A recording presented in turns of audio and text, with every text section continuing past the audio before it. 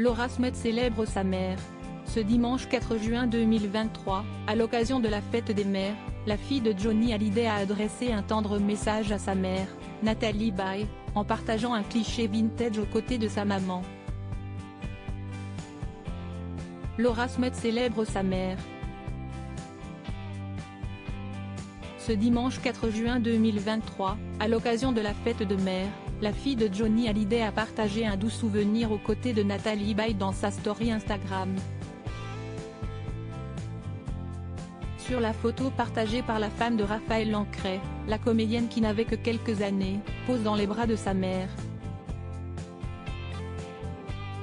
Les internautes remarqueront à quel point la fillette est le portrait craché de sa mère et du défunt rocker.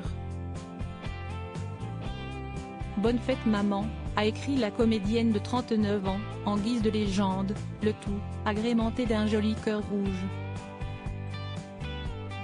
Depuis toujours, les deux femmes partagent la passion du cinéma. Pas étonnant alors que leur complicité crève l'écran. Mère et fille ont d'ailleurs eu la chance de jouer ensemble dans 10%, la série de Cédric Klapisch, en 2015. Dans les colonnes de Madame Figaro en octobre 2020, Natalie Baye déclarait être une mère aimante qui respecte la vie privée de sa fille, libre de faire ses propres choix. Je n'aime pas envahir la vie de ma fille et de son mari. Je trouve insupportable la mère qui est tout le temps là et qui se mêle de tout. À partir du moment où notre enfant est entré dans l'âge adulte et qu'il a sa vie, il faut la respecter, avait-elle déclaré. Une relation très fusionnelle en 2020, Laura Smet accueillait son premier enfant, un petit Léo Jean Didier, en hommage à ses deux grands-pères. Un an avant d'endosser le plus beau rôle de sa vie, la sœur de David Hallyday a épousé Raphaël Lancret Javal le 15 juin 2019 sur la presqu'île du Cap Ferret, cet endroit si cher à son cœur.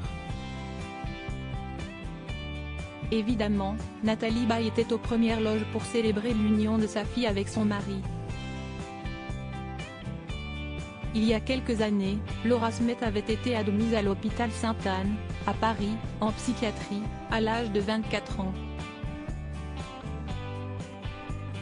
Désormais guérie, la tante d'Ilona Emma Smet peut savourer sa liberté retrouvée et profiter de la vie, avec son fils, son mari avec qui elle s'est installée en Gironde et sa mère, qui n'est jamais très loin d'elle.